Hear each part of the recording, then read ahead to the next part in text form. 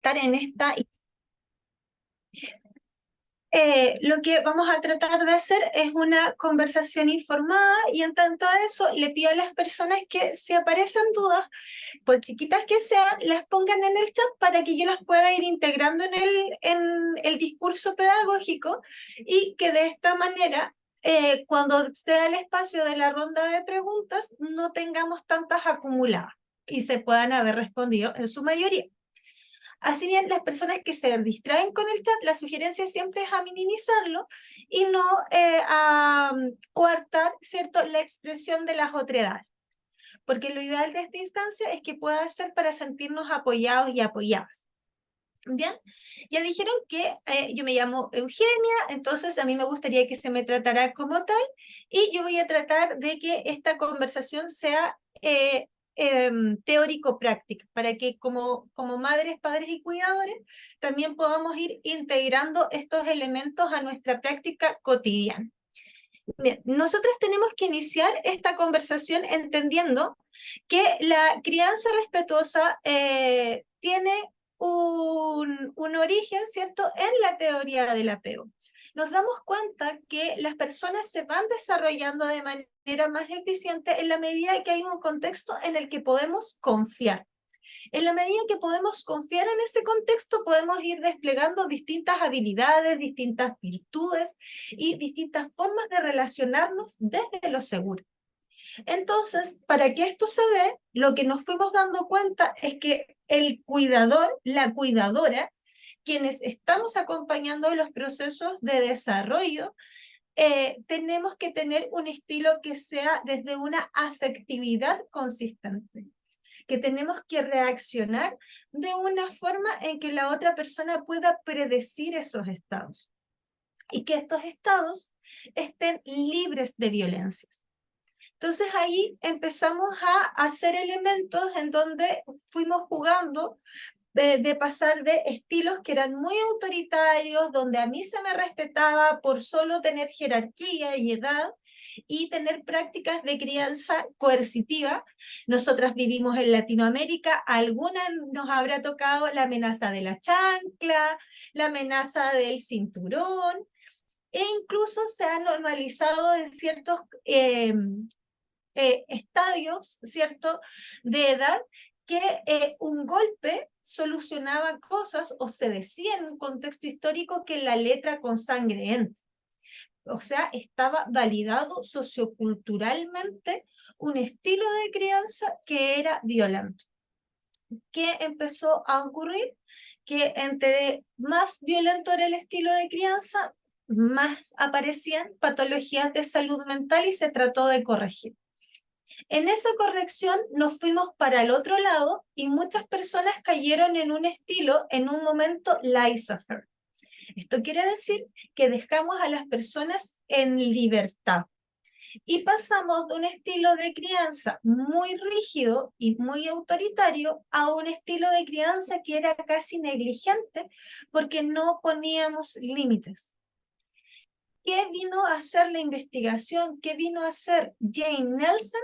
Fue a teorizar y a construir un estilo que fuera de una disciplina positiva que pensara en integrar el respeto como eje central y empezamos a desarrollar un estilo de crianza que podíamos permitirle a las personas tener seguridad en los cuidadores y que además los cuidadores fueran consistentes en poder entregar libertades en la medida que el desarrollo de las autonomías los permitía. ¿Ya? Entonces, uno de los elementos que es más importante es que este tipo de crianza respetuosa, de disciplina positiva, o el estilo democrático, que son la misma línea teórica, que nosotros no vamos a utilizar violencia. Eso incluye las violencias verbales, las violencias físicas. No vamos a utilizar un mecanismo de coerción. ¿Por qué? Porque acá se trata de entender a las personas que vamos a criar desde la diversidad. O sea, mi pequeño humano no es una propiedad, es alguien al que yo tengo que entender que estoy criando y que en tanto estoy criando es alguien fuera de mí que piensa, siente, actúa de manera diferente a mí. Vamos a tratar en esa diversidad de darle libertad para poder reconocer su entorno, que tenga gustos e intereses que sean propios. Vamos a potenciar que se mueva de manera autónoma y que en eso vamos a ir acompañando desde la validación y desde los principios de justicia. Para que esto se dé, requerimos personas que no estén superadas por la labor de crianza. Esto quiere decir que no vamos a pensar en que solamente las personas femeninas o feminizadas son las que están a cargo de criar. No vamos a pensar que las personas masculinas o masculinizadas son las que están solo a cargo de proveer económicamente, sino que acá, para poder tener a una personita y ser respetuosa de eso, quienes cuidan debemos de compartir esa labor, de manera que tengamos tiempo para poder gestionar nuestra propia emocionalidad, de poder realizar las labores domésticas, de poder realizar las labores remuneradas y que todos y todas los que compartimos este espacio físico tengamos una responsabilidad en la educación por igual. Entonces acá no sirve decir, ay, es que yo soy solo la tía, yo soy solo el primo, yo soy solo la abuelita, a mí no me corresponde acompañar en el proceso de crianza o a mí no me corresponde corregir. Eso no es así, porque en toda ocasión en la que estamos interactuando en un contexto social, estamos aprendiendo a cómo nos tratamos, a cómo interactuamos, a los elementos que me permiten ser un ciudadano, una ciudadana. Entonces, por ejemplo, yo puedo ser incluso un desconocido en la calle y yo al momento de que como un dulce, boto la basura en el basurero, ya le estoy mostrando a las personas que están a mi alrededor cómo se mantienen los espacios higienizados. Cuando yo observo de que hay una persona que está elevando el volumen e importunando a los demás, yo desde la disciplina positiva, aunque sea una persona desconocida, me puedo acercar y consultar qué es lo que le está ocurriendo y cómo puedo ayudar a que se pueda resolver su necesidad. Entonces, siempre estamos utilizando medios de validación, siempre estamos siendo un referente y siempre estamos como cuidadores acompañando los procesos.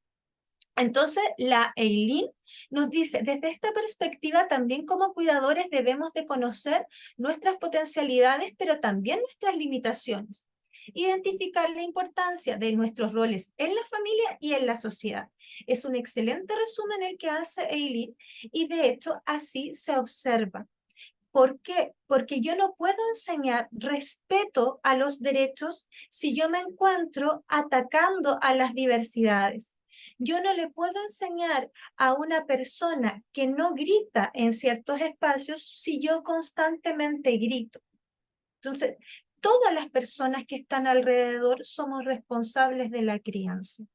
Y todos y todas estamos a cargo de poder construir a una ciudadanía que sepa qué esperar del mundo adulto. Muchas veces nos encontramos, sobre todo en las adolescencias, que es donde voy a centrar el discurso, porque este seminario tiene el objetivo de que puedan ustedes incluirse en el diplomado de intervención con adolescencia, es que ustedes puedan comprender de que la adolescencia va a querer ingresar al mundo adulto si es que nosotros nos mostramos como una opción que se disfruta la vida, que las personas, las responsabilidades se pueden asumir desde la calma y que somos una respuesta, ¿cierto?, que va a ir validando y que va a ir acompañando. La Mariela nos pone un elemento que es importante, ¿cierto? Que hay personas que no van a adherir a estos principios, por ejemplo, familia extendida. Acá los elementos que vamos a mostrar como cuidadores de las infancias es que tú no tienes que necesariamente adherirte a mi forma de disciplina positiva, pero sí tienes que adherir a la limitación que yo pongo de que a mí no se me grita como cuidadora o a la infancia no se le golpea, de que independiente de que ellos decidan estar en desacuerdo con el estilo de crianza, no se puede pasar por la norma de madre, padre, cuidador a cargo de esa infancia en específico. Entonces vamos haciendo correcciones desde las secuencias lógicas que vamos a ir enseñando más adelante. Pero lo bueno de adquirir este tipo de crianza es que también empezamos a hacer un estilo de afrontamiento que sea adecuado a los distintos conflictos. Aprendemos a comunicación asertiva y también empezamos a avanzar en la línea del respeto a la diversidad. La EPUR nos comenta que en este mismo ejemplo de cómo se incluyen a las otras edades, ella tuvo que intervenir en un bus porque se estaba hablando con muchos garabatos y acá se estaba tratando de que sus hijos e hijas no escucharan estos elementos y les pidió que bajaran el volumen. Y eso se puede hacer y es una forma asertiva también de poder ir cuidando. El PPT ustedes van a poder acceder porque cuando se envía el link de la grabación y lo del seminario, ¿cierto? El certificado de participación, se envía el material, ¿ya? Respecto a lo que nos señala Lorena, las neurodiversidades van a empezar también a adecuarse a los distintos contextos y para eso, por ejemplo, en elementos de la sociedad que vamos ayudando al respeto mutuo, hemos encontrado que las multitiendas, por ejemplo, tienen horario para las diversidades, las neurodiversidades donde tienen menos luz, donde el sonido de la música ambiente está más bajo y hay menor flujo de personas. Entonces también podemos poner atención a espacios que nos sean respetuosos y que también podamos evitar crisis sensoriales de las personas que están en la neurodiversidad o acompañar a los cuidadores de la neurodiversidad desde el respeto y la validación de que esta persona, si es que está comportándose de esta forma, es porque evidentemente no lo está pasando bien. Y eso es lo que debemos de entender, ¿ya? Entonces también podemos ir jugando en esos elementos, ¿ya? Cami, tu preguntita la vamos a hablar más adelante. Tranquilidad, ¿ya? Entonces, ¿qué es? Es un enfoque en donde yo lo que me preocupo más es de poder hacer un vínculo de apego seguro, ¿ya? Para que tú puedas tener un apego seguro, lo que yo necesito es no concentrarme tanto en la corrección de la conducta, sino en qué detona la conducta. Entonces yo voy a tratar de hacer esa lectura para poder ir potenciando tu proceso de corrección de la conducta a través del autoconocimiento. En tanto eso, yo voy a estar en el vínculo, el respeto, la empatía. Para eso, si se fijan, es necesario que nosotros como mundo adulto sepamos cuáles son las emociones, cómo se expresan las emociones, qué carita pongo yo y qué carita me pueden poner los y las demás. Entonces, lo bueno es que si yo soy madre, padre, cuidador y estoy enseñando eso, también estoy aprendiendo. Y puedo ir incluso dándome cuenta de elementos que me estaban ciegos. Porque, por ejemplo, me pudo haber ocurrido que yo no sabía que en realidad lo que tenía era tristeza, porque lo expresaba como enojo. O yo no me daba cuenta que lo que detonaba mi hablar pesado no tenía que ver con el enojo, sino con el miedo. Entonces también me ayuda a reconocerme como individualidad. Existen distinción de roles y aquí es súper importante que nosotros y nosotras lo sepamos. La mamá, el papá tiene el rol de poder guiar, de poder cuidar, pero no tiene una posición jerárquica. No tenemos una posición de adoctrinamiento o de poder coercitivo. Yo soy tu mamá, tú eres mi hija, nos vamos a tratar desde esos roles. Eso implica que yo hay elementos que voy a tener que dar instrucciones, hay momentos en donde voy a consultar, hay momentos en donde vamos a negociar. Yo soy un adulto y en eso ambos no vamos a tener una jerarquía de reglas para adultos, reglas para niños, porque ambos nos vamos a mover desde el respeto. Y eso es transversal. Entonces vamos a hablar un poco después de cómo hacer los límites razonables y cómo estructurarlos. Y también vamos a hablar acerca del desarrollo evolutivo de las infancias, ¿ya? Y ahí vamos a ir viendo. Ya.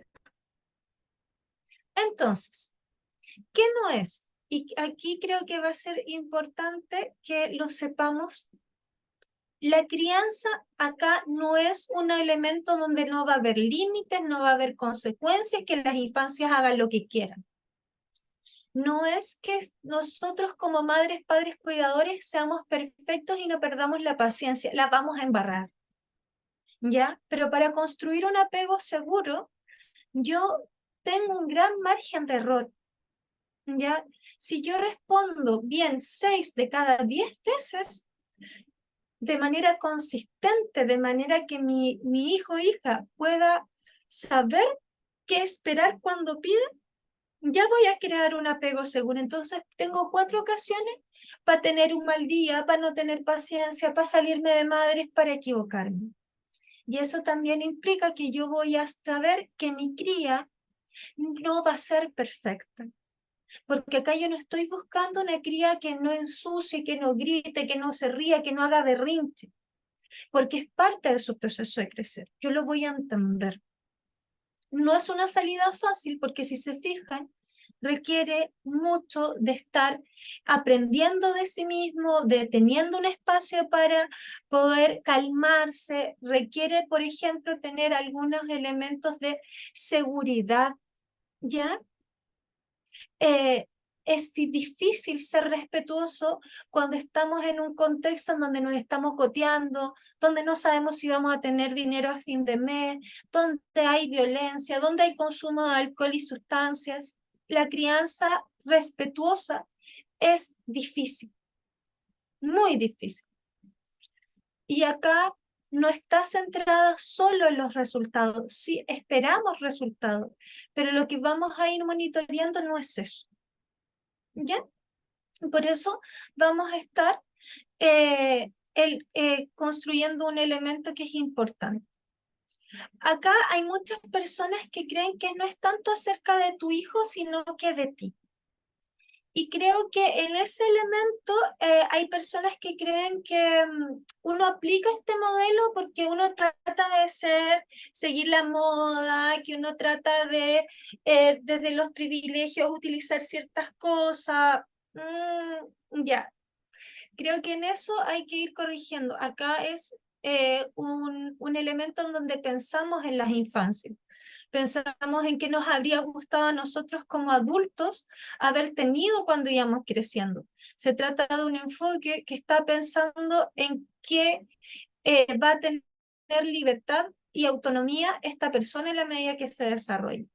De hecho, los métodos de crianza que están en la línea de lo autoritario o de lo laissez-faire, lo que nos muestran más es la ineficiencia de cómo yo no puedo resolverme.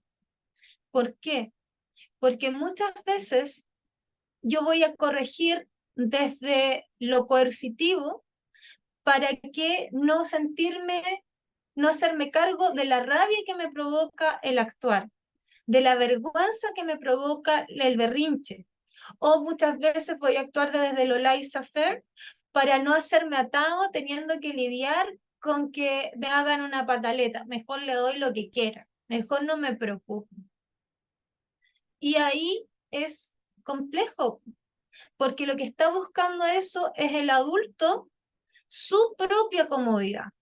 Yo reafirmarme como autoridad o yo seguir con mi vida y mi rutina tranquilo, tranquila. Entonces, los otros estilos de crianza están más centrados en el mundo adulto y proyectan esa idea de la instrucción o de un límite, pero en el fondo lo que tratan de reafirmarse es a sí mismo.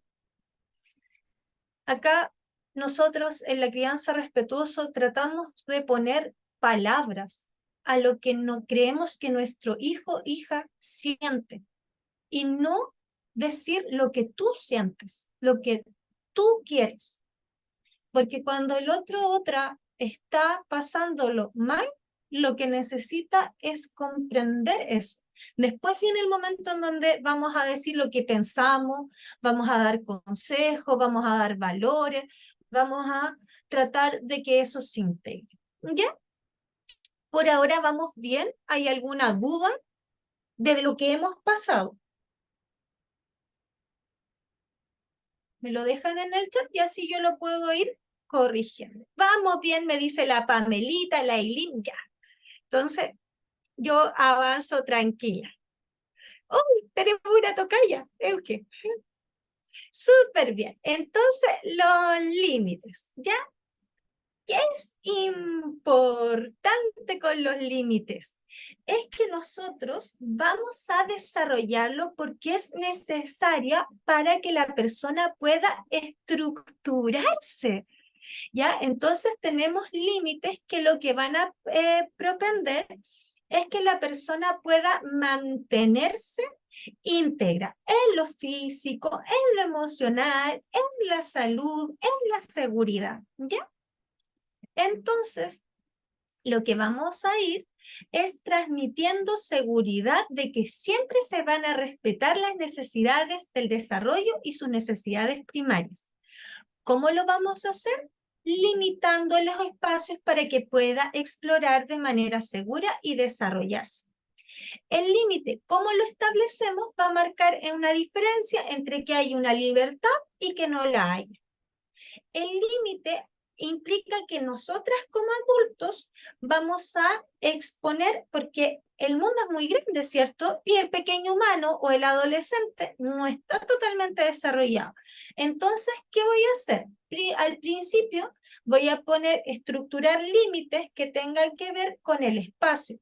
Le voy a poner en su cunita, cuando esté fuera de la cuna voy a tener tapados los enchufes, cuando es adolescente le puedo pedir la ubicación, puedo marcarle el límite en cuanto a el manejo de la seguridad, de que no se vaya con extraños, que empecemos a dar esos elementos de yo te permito, por ejemplo, el que tú puedas salir con amigos, amigas, pero el límite que voy a poner es que salgas abrigado o abrigada, que llegues en cierto horario. ¿Qué va a ocurrir? Que acá se necesita desde el amor, desde el que la persona comprenda que yo estoy haciendo estas conductas no para poder controlarte, no para poder hacer lo que yo digo y punto, sino que el límite lo estoy haciendo como una consecuencia a el mantenerte íntegro, física y emocionalmente. Entonces, ese acto es amoroso y no se da desde el miedo. ¿Qué va a ocurrirnos? Que en esto vamos a tener un molde relacional.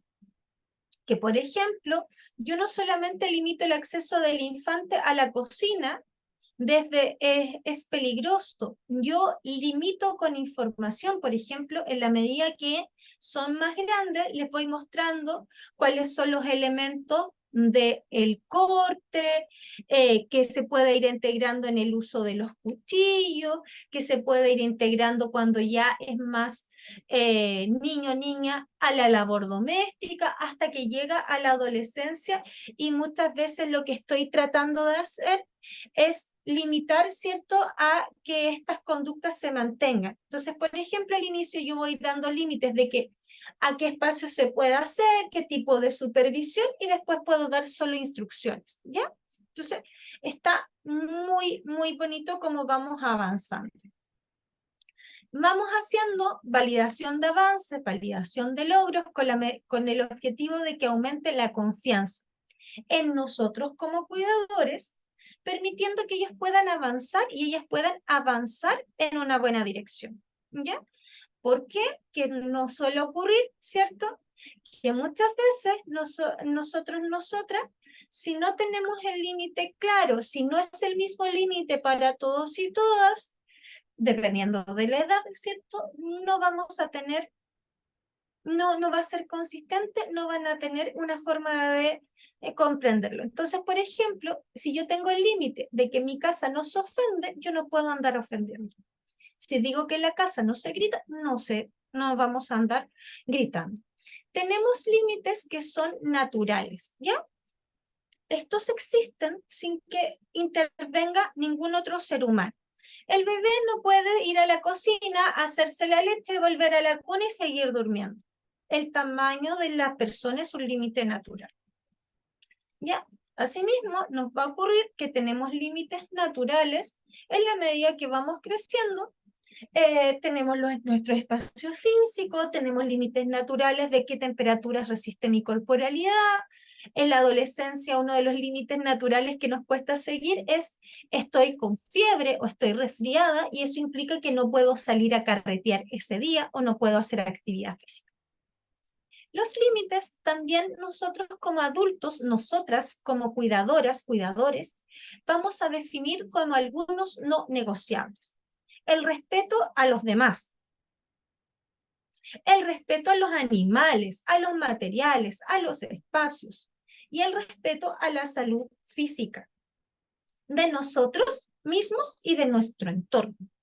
Entonces, en esos límites que no son negociables, cada familia va a tener que clarificarlos.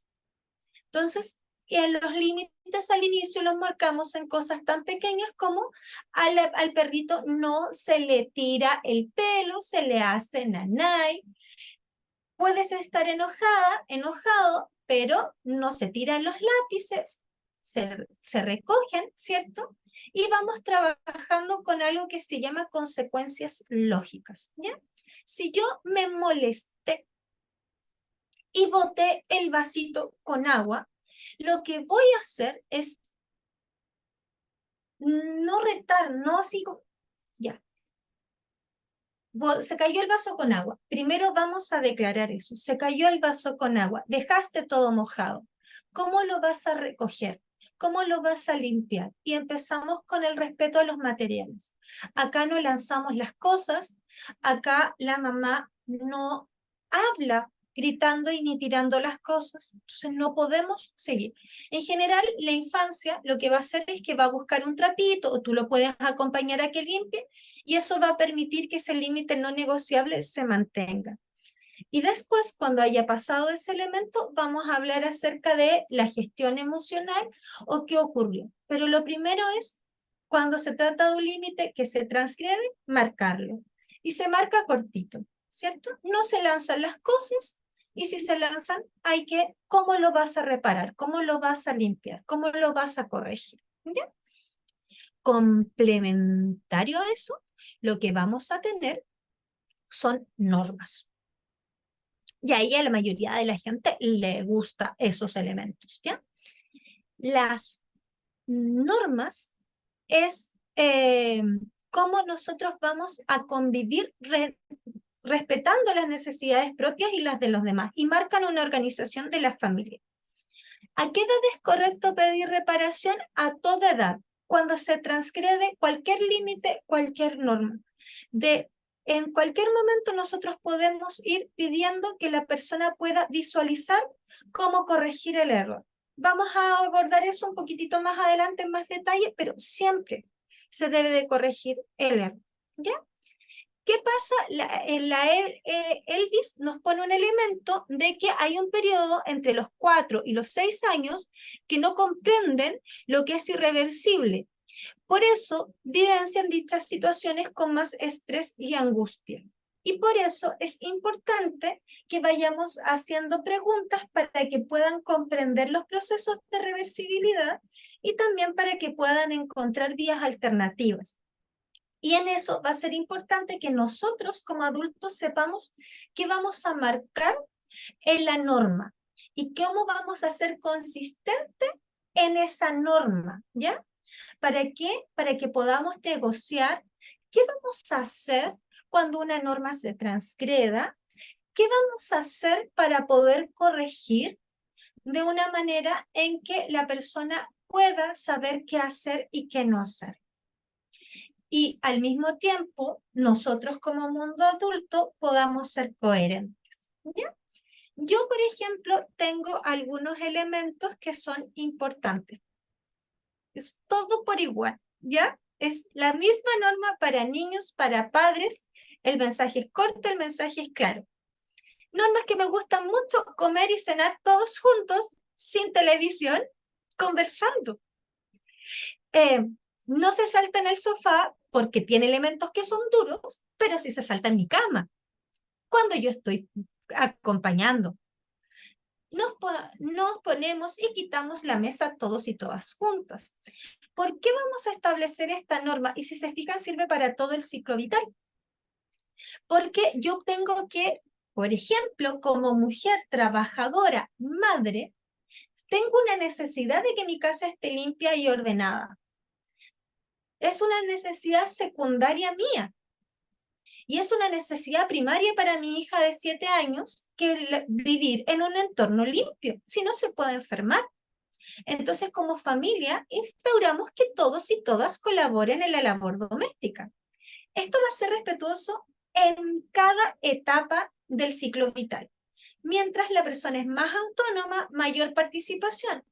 Pero en todo el desarrollo empezamos a hacer que sean partes. Cuando son chiquitos, cuando recién están caminando, probablemente vamos a poderle pasar una cucharita y que la lleve a la mesa. O vamos a pasarle el juguete y le vamos a decir dónde se guarda. Y va a requerir harto apoyo, ¿cierto? Y después vamos allá cada vez con más participación. Por ejemplo, en vez de nosotros establecer la norma, aquí no se grita, ¿cierto? Podemos también establecer el decirle, en esta casa hablamos bajito. En vez de decir, no corras por el pasillo caminamos despacio. La Mariela nos pregunta, ¿cómo explicamos, por ejemplo, la norma diferente de tomar alcohol o de fumar? En general, acá tiene que ver con el que en distintas etapas del ciclo vital, nosotros vamos a tener distintas normas de recreación. Entonces, por ejemplo, nosotros como adultos consumimos alcohol, pero de manera moderada. Se fuma en espacios en donde no quede la casa pasada. Y respetuoso de si hay infancias, no mostramos ese ejemplo, separamos. Y ahí el adolescente tiene que también comprender de que en esta casa no se llega pasado a hálito, el fuma en ciertos espacios y podemos ir montando eso. Vamos a ir también dándonos cuenta que si implementamos esos elementos, la mayoría de las experiencias de exploración con el alcohol o con el tabaco se van a dar primero en el contexto familiar. Entonces vamos a ir ayudando y acompañando a esta persona a que, no sé, su primera cerveza sea en el contexto de que nosotros como cuidadores le permitió orientar en cómo le afecta el alcohol la corporalidad, lo mismo en la presentación del tabaco, y que en eso cada individualidad, ¿cierto?, va a reaccionar distinta para que no se sienta presionado o presionada por el grupo. Entonces, de esa manera podemos ir haciendo ese elemento. La Clau nos dice, ¿qué pasa con el contexto emocional en los grupos? Cuando, por ejemplo, tenemos normas en las comunidades educativas, ¿ya? Acá, por ejemplo, Podemos buscar al grupo curso para que busquemos estrategias para que todos y todas cumplan las normas. Entonces, por ejemplo, en la sala conversamos bajito y pedimos que a los compañeros, compañeras vayan retroalimentando los comportamientos. Si una persona se está demorando más en escribir, lo que hacemos es que le apoyamos, le decimos, por ejemplo, estrategias de dictado, le permitimos, por ejemplo, algunas que tienen necesidades educativas especiales, manejarse con las diapositivas impresas y solo tomar apuntes. Entonces, vamos haciendo normas que incluyan a todos y todas y que cada vez que nos desviamos de la norma, todos y todas buscamos solución. ¿Ya? Entonces, la idea es que hacemos siempre la presentación del conflicto desde a mí como adulto, ¿cierto? Tengo esta necesidad y necesito su apoyo para resolverlo. Y la infancia así también puede presentar su necesidad, la adolescencia puede presentar su necesidad y buscar una estrategia de resolución. Como dice Natalie, puede ocurrir que madres, padres no son fumadores ni consumen alcohol, pero que la adolescente presenta la necesidad de dicha exploración y por tanto nosotros como adultos podemos acompañar esa exploración, ya sea utilizando la red primaria de apoyo o hablando acerca de estos temas ya de manera más distendida para que la persona no sienta que esto es un tema tabú, un tema prohibido. ¿Ya? Entonces, como dice Lailin, lo primero es indagar qué me lleva ese interés, para qué lo quiero utilizar, y ahí vamos validando esa necesidad de, por ejemplo, pertenencia a un grupo, de saber cómo se siente y ofrecer un contexto seguro para la experimentación. Porque la adolescencia se trata de eso, de reconocernos en nuestra nueva corporalidad. ¿Ya? Ahí me van diciendo si es que se logran contestar los comentarios que están haciendo o seguimos igual de perdidos, perdidas. ¿Ya? Uno de los elementos que como adultos nos suele costar muchísimo es la rutina, ¿ya? Y en esto es importante saber que la rutina no es negociable, ¿ya? Y esa era una de las ideas que se tenía antes, de que las rutinas en este tipo de crianza eran negociables. No, no, no, no. Los hábitos de higiene, de alimentación, mantención de los espacios comunes, estudios, entre otras cosas, son rutinas que establecemos con los infantes, ¿ya? Y acá no se va a entrar en debate porque es algo obligatorio para mantenerse saludable en lo biopsicosocial. Acá no vamos a recompensar que se coma toda la comida, ni vamos a recompensar que estudie. ¿Por qué? Porque esta actividad tiene una gratificación en sí misma. Es gratificante poder aprender algo y demostrar ese conocimiento en la mesa. Es gratificante el poder tener mi corporalidad olorosita. Es gratificante acostarme en una camita hecha. ¿Ya? Entonces, ahí vamos a mostrar, ¿cierto? Que está temblando. Me escriben en el chat.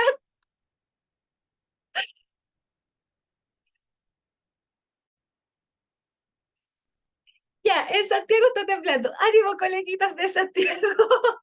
Andamos bien la noche. ¿Ya?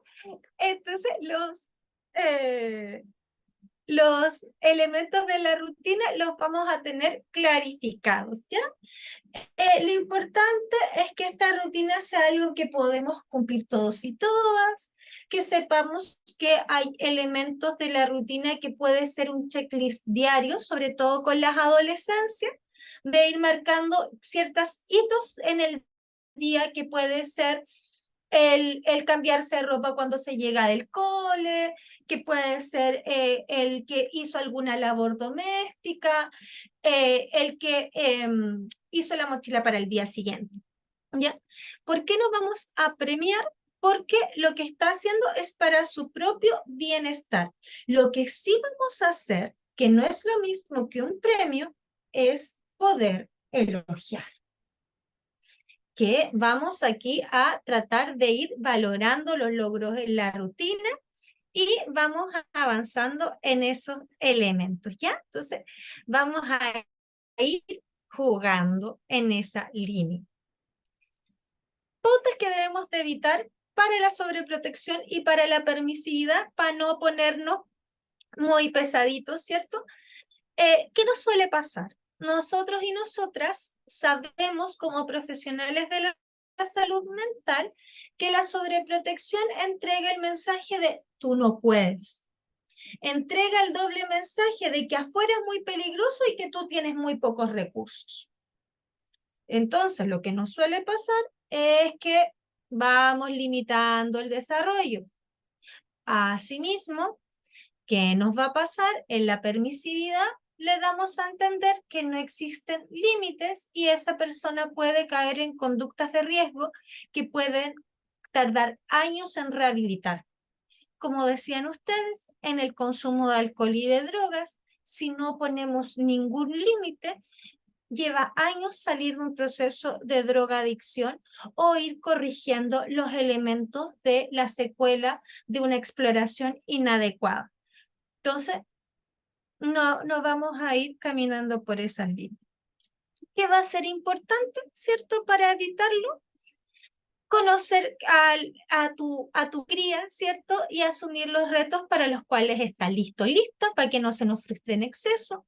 Vamos a alentar, vamos a reforzar estas conductas que dan pasos a la autonomía. Vamos a ir, ¿cierto? Facilitándoles situaciones. Vamos a, por ejemplo, abrir estos espacios de socialización con otras infancias. Si es un adolescente, lo vamos a mandar a talleres para que esté con otros adolescentes. Si es que la persona presenta habilidades, los vamos a meter en eso.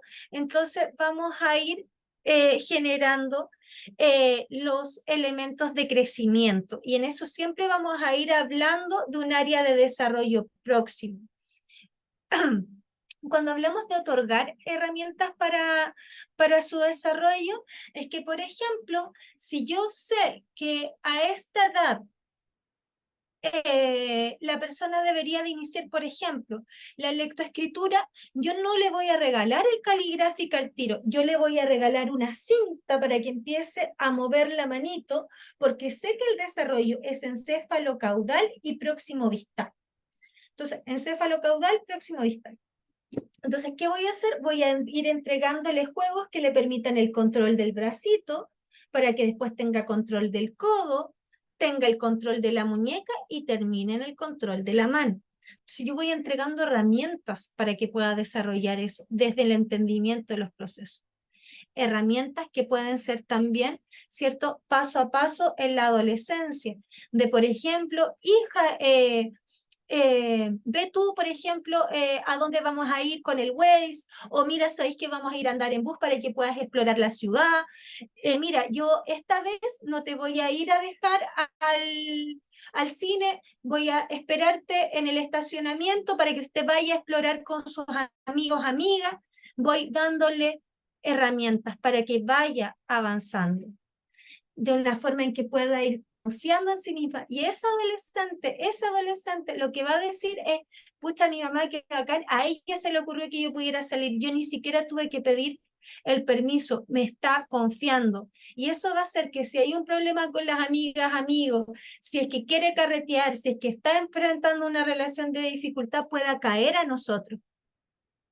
Y va desarrollando esa cercanía. El aprendizaje es encéfalo-caudal y próximo distal. Persínese y nunca se va a olvidar de esa lógica. Entonces, ¿cómo vamos nosotros haciendo los elementos de validación, ¿cierto? Y de corrección, que es la parte que nos gusta mucho a nosotros como adultos que fuimos criados con la tiranía. Oye, vi que tus cosas aún están en el living. ¿Qué plan tienes para ordenarlas antes que te vayas a dormir? Oye, el desayuno está en la mesa. ¿Quieres que te acompañe o lo vas a tomar solito, solita? Sabemos que en la adolescencia a veces los olores a juventud empiezan a ser fuertes. Oye, me di cuenta que no te bañaste. ¿Te bañas antes de que tomemos oncecita? Próximo distal, era el otro, ¿ya?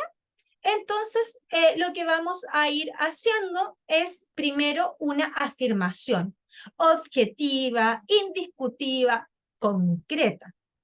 Lo valioso de esta afirmación, que se fijan, es una verdad real, es una realidad. Y de esa manera, lo que yo hago es una pregunta de curiosidad cuya respuesta tú no sabes y que te importa conocer.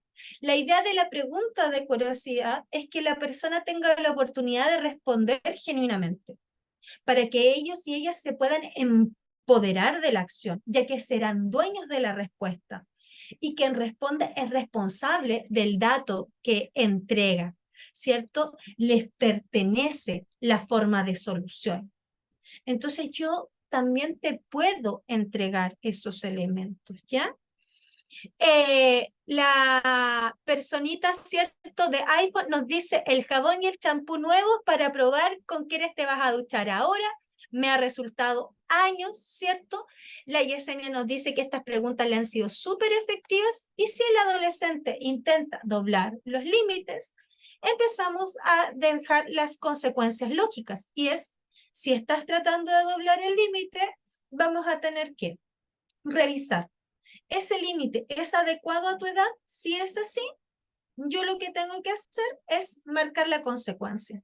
Quizás no estás listo, lista, y en eso puedo reafirmar mi autoridad, ¿ya? Y si no, lo que hago es corregir el límite y moverlo. Si no cumplen con las respuestas, lo vamos a declarar en un segundito, ¿ya? ¿Qué va a ser importante cuando nos encontramos con esta adolescencia que trata de transgredir los límites o que está complicada, ¿cierto? Es primero que podamos admitir los sentimientos, ¿ya? Y esto nos sirve para que podamos notarlo. Mira, estáis enojada. ¿Quieres salir? Pero no, yo no te puedo dar permiso porque es peligroso. Está en riesgo tu integridad. Te puedo decir, pucha, qué pena, ¿cierto? Puedo hacerlo con incluso eso, o sea, oh, qué lata, pucha, lo siento, lo lamento. Podemos empezar a hacer una broma, oye, ya quisiera ir a andar carreteando toda la noche, o ya que te imagináis si yo te diera permiso, y podemos incluso hacer un juego. Podemos aceptar los sentimientos y redirigir la actitud. ¿Cierto? Yo entiendo que para ti sea frustrante el que no haya permiso para ir a carretear, pero el problema es que nosotros habíamos hecho un compromiso familiar el día domingo y tenemos que estar en casa temprano para que todos y todas podamos dormir, ¿ya? Entonces, de esa manera vamos trabajando estos sentimientos de rebeldía, vamos admitiendo que la persona se puede enojar y frustrar, igual que cuando son chiquitos, y vamos gestionando esos elementos. El límite se remarca de manera clara y la consecuencia siempre tiene que ver con la reparación. NNA significa niño, niña y adolescente, ¿ya? Y es una forma de resumir. Cuando uno la embarra y es adolescente, o cuando uno va creciendo, lo primero que tiene que hacer es reconocer. Y acá es muy bonito, porque las personas lo que hacen, o al menos a mí me enternece, es cuando mi hija me puede decir, me equivoqué. Y acá pasa muchas veces por decir, ¿te das cuenta que me estás hablando fuerte? ¿Te das cuenta de que lo que acabas de decir es ofensivo? A veces el solamente hacer esa pregunta hace que la otra persona se pegue al cachofazo. Incluso con adultos también funciona súper bien porque permite que la otra persona pueda corregir y reconocer. Si nosotros ocupamos el método de antes, donde obligábamos a la persona a pedir disculpas, lo único que hacemos es que uno pida perdón sin que signifique nada. No es sencillo admitir que uno se equivocó. Y es darnos cuenta que la otra persona está siendo afectada por mi error. Entonces, en ese momento es importante mostrar cómo me estoy viendo afectado o afectada por lo que está pasando. Y está bien, ¿ya? Y acá, cuando fue un error involuntario, podemos hasta felicitar. Qué bueno que te diste cuenta que eso estuvo mal. Qué bueno que te equivocaste, porque así podemos ir viendo en dónde lo pensábamos de manera inapropiada. Podemos conectar también con un área de desarrollo. Qué bueno que tuviste una mala en la prueba, porque así podemos cachar en dónde fallamos al estudiar. Y está bien, porque nos podemos después hacer responsables de hacernos cargo porque sabemos que es correcto, porque sabemos que la consecuencia de nuestro error tiene que estar en la misma línea, pero si yo no reconozco, no puedo reparar. Entonces, por ejemplo, si yo reconozco que te hablé fuerte, mi responsabilidad, mi hacerse cargo, es identificar la conducta para resarcir, y eso implica corregir el volumen, por ejemplo. Implica poder decirte, ¿sabes qué? Te grité, te contesté groseramente, voy a procurar no hacerlo. En esos pasos, si ustedes se fijan, lo que yo voy a hacer es agregar un lo siento, un discúlpame, un perdón, porque acá el foco ya no está puesto en mí, el que pide perdón, sino que está puesto en cómo la otra persona va a aliviarse. No busca que yo me sienta libre de la culpa, busca que el otro no se siga sintiendo triste. Y ahí vamos a resolver. ¿Ya? Y en eso puede ser, mira, ¿sabéis qué? Tenemos que conversar en un rato más este tema. ¿Sabéis qué?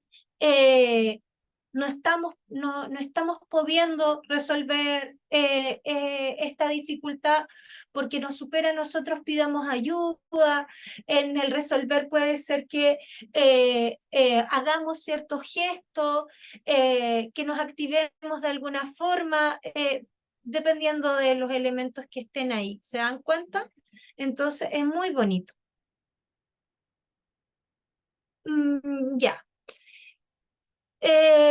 Nos dice, ¿cierto, el Daniel, cómo trabaja la crianza respetuosa con los riesgos o peligros a los que se exponen adolescentes rupturistas o desafiantes?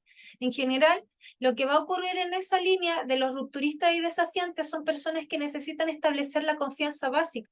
Y estas conductas tienen que ver con que no han sido reparados algunos elementos.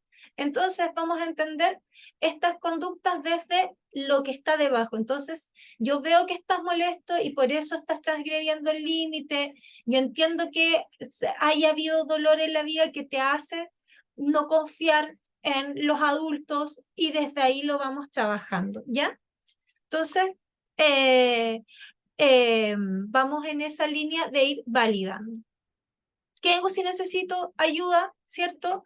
Eh, es llamen al Fono Infancia, llamen, escriban al chat de Fono Infancia, me encanta escribir en el chat de Fono Infancia, a mí como mamá en lo personal, consulta a los especialistas del programa Chile Crece Contigo, vayan a los talleres de Nadie es Perfecto, está la Fundación Honra, que tiene una hora segura, están los elementos de el INJUV, que tiene apoyo y orientación para adolescencias, entonces se puede dar.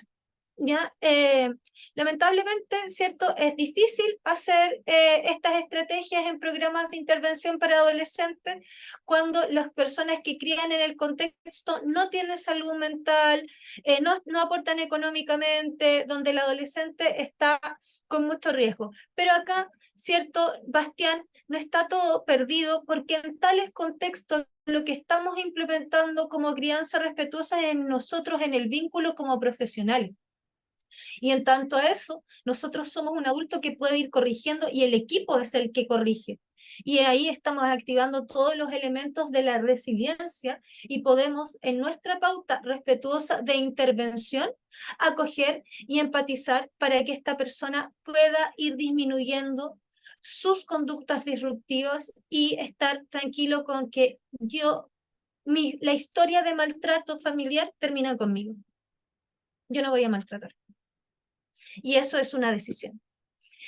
Libros que les puede servir sobre todo para esto es Cómo hablar para que tus hijos escuchen y Cómo escuchar para que tus hijos hablen. Tiene uno, la Adele Faber y Lelian, que es también de adolescentes y se llama Cómo hablar para que los adolescentes escuchen y Cómo escuchar para que los adolescentes hablen. Me encanta. El de disciplina positiva de la Jane Nielsen, maravilloso.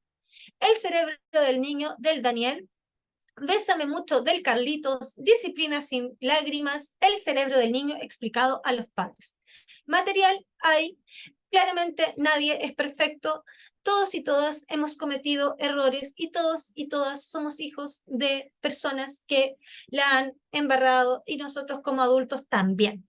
Entonces, en eso estemos tranquilas, sí, podemos cometer nuestro error original. Bien, se levantó una manito y yo creo que ahora va a venir la Vale para permitirles hablar. Efectivamente, eso mismo, profe. Vamos a pasar al bloque de preguntas. La idea es que vamos a ir en orden. Voy a silenciar el chat para que así las preguntas sean solo a través de la mano y vamos a partir en este caso con Carla Tapia y así yo les doy el acceso también para hablar.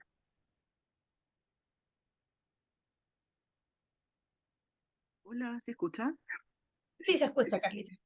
Hola, Eugenia, muchas gracias por tu presentación. Estuvo muy, muy buena, muy explicativa. Te quería hacer como una consulta, reflexión respecto a lo que tú decías, bueno, que estamos, yo creo que todos de acuerdo con que llevar a cabo en la realidad la crianza respetuosa a veces igual se hace bien duro y bien insostenible, tanto por nuestras propias historias de infancia, por los patrones como de crianza arraigados que traemos, etcétera. Hoy día justamente escribiendo me ponía como en el caso de que si yo pudiera hacer como una crítica más bien constructiva como al modelo de la crianza respetuosa, me basaría en que, por ejemplo, tú mencionabas que se piensa mucho en el niño, en el adolescente. Siento yo que la crianza respetuosa también a veces, si bien considera al cuidador al adulto, pero no en su totalidad. Como que siento que en muchas ocasiones como que se pierde como el foco de también ver como, de también observar a este adulto. Como, ¿a qué voy? Con que de repente también se pone mucha exigencia como en el cuidador, pero no se mira como el contexto o la situación del cuidador en particular, Sí. ya sea la situación económica, cultural, demográfica, etcétera. Entonces a veces siento que sobre todo, insisto, yo soy muy pro crianza respetuosa, sin embargo siento que a veces muchos profesionales o a veces, bueno, hoy en día en las redes sociales también hay mucha información que a veces aumenta la ansiedad, la angustia y la culpa porque uno tiende obviamente a compararse o a hacerlo como personal a veces sin querer queriendo.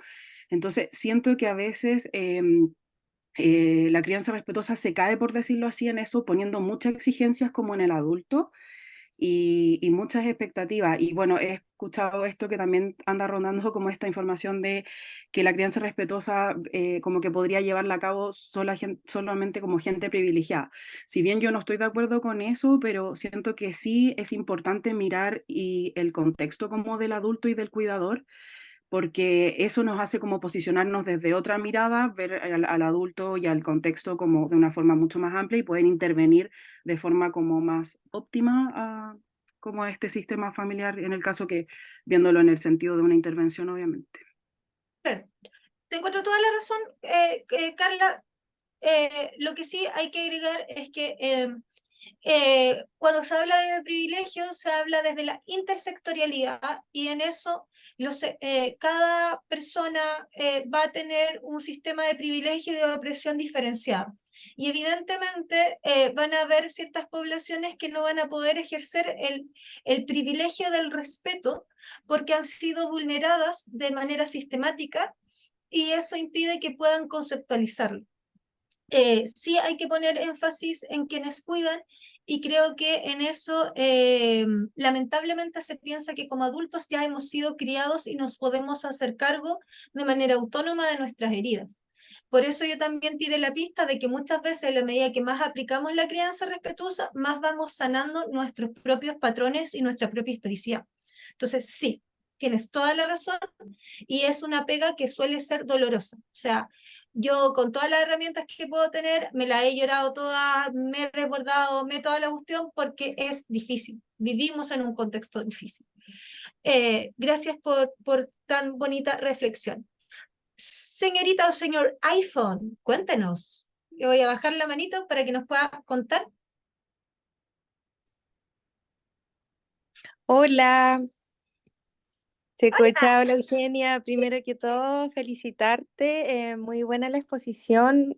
Fue como ir recreando lo que uno vive a diario en el trabajo que uno hace. Yo soy trabajadora social y también como mamá. Quería igual enfocarme un poco en lo que dijiste último, que es como de los adultos. Estamos como en una sociedad donde, ya, nosotros nos criaron así y en mis tiempos era súper estricto y asumimos que fue así, fue duro, fue malo, pero nos quedamos traumados y eso lo escucho mucho de algunos adultos. Sí, escucho mucho que dicen, mira, a mí me pegaba la pura mirada y yo no quedé traumada, pero estábamos en otro contexto. Yo tampoco quedé traumada, ni en el colegio, ni en la casa, porque te recuerdo que en el colegio mandaba la profesora, y si a ti te retaban, tu mamá te retaba más a ti. Pero eran otros contextos donde no había redes sociales, que ha influido mucho en los niños, donde no habían estos retos de redes sociales, donde no habían comparación, éramos todos iguales, porque yo me recuerdo que yo iba a una escuela básica de un pueblito, donde iba el hijo del dueño de fondo, la nieta yo de la dueña de otro fondo, y niños de población, éramos todos iguales. Habían el bullying que se llama ahora, pero creo que en la sociedad que estamos muy a la defensiva igual, en el contexto de como padres, como trabajadores. Oye, yo pasé lo mismo, ¿por qué tú no puedes actuar como yo? Claro. Falta muy poca empatía. Y lo otro es, claro, lo que mencionaba, no recuerdo el nombre de la otra niña que habló, perdón, Pilar, creo, en que en el trabajo, en la vulnerabilidad sí afecta mucho todo lo que es psicosocial en realidad, Sí. porque en el trabajo que nosotros vemos como servicio mejor niñez se ve vulnerabilidad y se puede trabajar muy poco con los adultos, por lo tanto, en talleres que nosotros podamos hacer, los adolescentes sí se comprometen, pero llegan a su hogar y a un ambiente, ya sea del entorno, que no es el más adecuado. Entonces, como que igual están estigmatizados desde que nacen. Naciste ahí, sigues ahí y es lo que te tocó. Entonces, como yo lo que estoy trabajando, estoy haciendo un estudio en realidad de romper ese patrón y la cadena en realidad, de que mi papá, mi mamá son así, yo también sigo la cadena. Lo importante yo creo es sacar a los adolescentes de esa cadena, romperla de alguna manera, que está muy difícil, lo sé. Hay muchos niños vulnerados, mucho. Y bueno, eso. Gracias. Yo creo que ahí, por ejemplo, me gusta no hablar de la idea de trauma, sino que la idea de lo pudimos haber pasado mejor. Porque, claro, si en Cachureo nos gritábamos todos, ¡que se mueran los pavos! Y hacíamos esa cuestión, ya quizás no quedamos traumados, pero chuta, ¿cuánto tiempo nos ha costado el poder habitarnos en nuestra corporalidad, el poder mirarnos sin hablarnos feo? ¿Cuántos de nuestros compañeros, compañeras eran emos y se cortaban? Oye, no era normal. Y en eso hay que mostrarle al mundo adulto, o sea, ¿para qué tú quieres continuar con que si tú la pasaste mal, el resto la pasa igual? ¿Pu? O sea, la respuesta es más sencilla. Acá se trata de, sí, quizás no quedaste traumado, pero pudo haber sido más fácil. Y si uno quiso tener hijos o uno se vio la obligación de parirlos, también tenéis que hacer eso, darle lo que tú no tuviste para que sean personas exitosas y felices. Y eso es lo que vamos construyendo. Y ahí la Rosa me hace, ¡ah! Así que, hi-fi, Rosa. Gracias por tu comentario. José, cuéntanos. Josefa, para que no se confunda con un José. Hola, ¿me escuchó? Sí, se escucha súper bien, José. Ya, perfecto.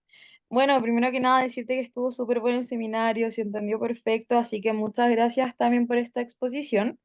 Y me gustaría conocer un poquito más acerca de cómo funciona como el método de castigo, entre comillas, por decirlo así, frente a esta como nueva crianza y también cómo funciona la contención también con los niños. Ya, lo que pasa es que el castigo lo que hace es que tú trabajes con un locus de control externo. Entonces, el castigo lo vemos más desde el condicionamiento operante, ¿ya? Y en general, lo único que hace es que yo deje de hacer la acción porque el estímulo es demasiado adversivo. Entonces, en general, no me ayuda a poder desarrollar conciencia de mí. ¿Qué es lo que trato de hacer? Potenciar el locus de control interno. Por tanto, acá lo que hago es que la persona, si llega a tener una conducta que es inapropiada, tiene que hacerse cargo de la consecuencia de esa conducta. Bueno, no hiciste la pieza, tienes que estar en el desorden o tienes que hacerla y ahora yo te voy a estar vigilando que la hagas apurado y tiene que quedar en el estándar que la norma impone. Decidiste salir desabrigado, tienes que enfrentarte al resfrío, va a ser lamentable, y ese es tu castigo, es la consecuencia de tu acto, la consecuencia de la mala nota, la consecuencia de la reprobación, la consecuencia en esa línea. Por el otro lado, chuta, se me olvidó cuál era la segunda parte de tu pregunta. ¿Cuál era? José, ¿me la repites la segunda parte de la pregunta? Creo que era de la contención de Ay, las... perdón, no me dejaba hablar, sí, de la contención, Ya, cómo se hace mediante esta sí. como método de crianza. Y la contención en general la aplicamos más en la primera infancia y tenemos la contención del desborde emocional. En la adolescencia es más difícil, se los spoiler. Eh, Primero lo que hacemos es nombrar la emoción y lo que hacemos va a la línea de la mentalización. Entonces, nombramos la emoción, nombramos el detonante. Estás llorando porque no tienes el lápiz, estás pateando la puerta porque no te voy a permitir ir a carretear, estás enojado porque no va a haber permiso ya que llegaste con alito alcohólico, entonces la consecuencia es que no sales de noche hasta que me demuestres que vas a tomar mejores decisiones. Vamos haciendo esa línea, ¿cierto? La persona, le mostramos la emoción, le mostramos el detonante, acompañamos en la emoción. Y el acompañar puede ser estar cerca, puede ser la contención física, puede ser el dar palabras de afirmación, puede ser que la persona elija quedar sola o distraerse. No vamos a ceder en nuestro límite en ningún caso, o sea, si yo estoy ocupando el lápiz, no voy a ceder al lápiz, a pesar de que el niño o niña grite, llore, patalee, le vamos a validar que es triste, que es molesto, vamos a reafirmar su emoción y vamos a mantenernos en eso hasta que pase. En general, lo que requiere es que nosotros contemos hasta 1000 y seamos Buda en esa parte. ¿Qué ayuda cuando las infancias son pequeñas? Que nosotros les acompañemos en técnicas de grounding que nosotros también y nosotras también aplicamos. Entonces, esto sirve mientras tú te lo puedes llevar al pechito ya hasta los 8 o 10 años. Entonces, si la infancia decide abrazarte para que se pueda contener, tú lo tomas en UPA y aplicas tu respiración diafragmática. Entonces yo me mantengo tranquila y me estoy concentrando en autorregularme, pero así la infancia también se autorregula. Yo necesito estar tranquila porque tengo que aguantar el griterío y no tengo que tirarla por la cabeza. Y la infancia necesita sentir una respiración para que se pueda sincronizar. En la medida que la corporalidad es más adulta, ofrezco una técnica de grounding, que puede ser el que nos podamos lavar la cara, que puede ser el que bebamos algo, que puede ser el que se tome un tiempo fuera, lo consensuamos. Y a veces la adolescencia, por más irónico que parezca, sí te va a pedir un abrazo y sí te va a pedir un upa, porque puedes medir 1,80 m, pero tú sigues siendo la mamá. Y es muy lindo esos casos. Bien, así que espero haber contestado, José. Le vamos a dar el espacio a la Mili y vamos a terminar con la Rosita para que podamos sortear la beca. ¿Ya? Mili, cuéntanos.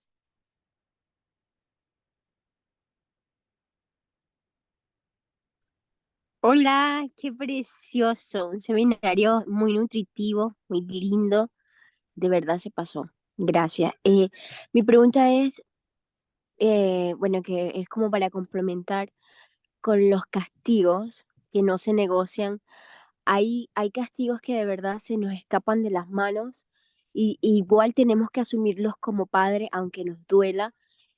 ¿Cómo hacemos en ese caso? Porque en el caso de los adolescentes se frustran, lloran, patalean, se cortan. ¿Qué hago? ¿Qué hago, Eugenia, en ese caso? Ya, lo que pasa ¿Me es que escuchas? sí, como el límite se va a mantener, puede haber una pataleta, pero en general tú vas a acompañar y vas a validar esa emoción. Entonces, yo les mostré en una lámina y puedes volver a esa lámina donde vamos a acompañar eso, desde verbalizar el pensamiento, sentimiento, podemos reconocer los sentimientos o palabras diciéndole como, como interjecciones, duele, está mal, es triste, podemos jugar incluso un poco con eso, pero no vamos a retroceder. El proceso de las autolesiones en general obedece a un proceso donde la persona no ha desarrollado una pauta de gestión de la frustración. Eso hace que requiera a la conducta de corte para poder mantener control. Entonces, ahí te sugiero que si hay una conducta de riesgo que se sale del marco de lo esperado, que consulten ayuda profesional para ese caso o esa vivencia, porque es una señal de alerta. No nos vamos a preocupar de que ande cortándose porque ese es el humo. ¿Cuál es el fuego? ¿Cuál es el elemento que está impidiendo la gestión emocional? ¿Cuál es el elemento que la persona no está pudiendo verbalizar? Muchas veces el límite lo podemos aceptar de manera más sencilla. Cuando hemos sido frustrados de manera progresiva, el límite es claro. Se apaga la televisión en 10 minutos, no se puede tomar bebida en la noche, y si hemos sido consistentes con eso, la probabilidad de que se desborden es muy, muy baja cuando llegamos a la adolescencia. Pero si lo estamos implementando ahora en la adolescencia, tenemos que aguantar la ola y no movernos de ahí, porque de lo contrario, la pérdida va a ser irreversible. Nunca es tarde para aplicar la crianza respetuosa, pero sí, entre más te demores, más te va a costar a ti adquirir el patrón. No sé si se responde, Mili. Sí, súper, sí, de verdad. Es como que si das el permiso, vamos a perder todo lo que ya hemos avanzado. Muchas gracias. Sí, sí. A ti, Mili. Ya, Rosita, cuéntanos, para empezar el sorteo.